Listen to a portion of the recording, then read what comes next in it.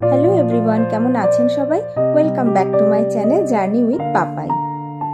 আজ হচ্ছে 21শে জানুয়ারি মঙ্গলবার, আর এখন প্রায় সকাল 8টা মতো বাজে। আমরা বেরিয়ে পড়েছি সাফারির জন্য।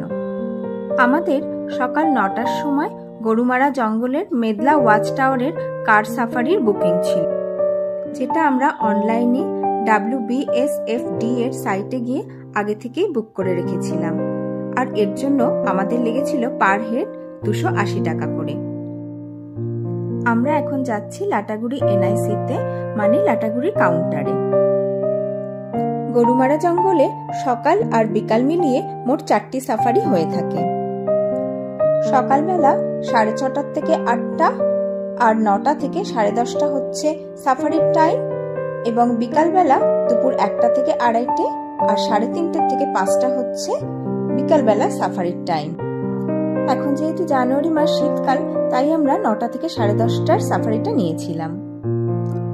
চলুন তাহলে বেরিয়ে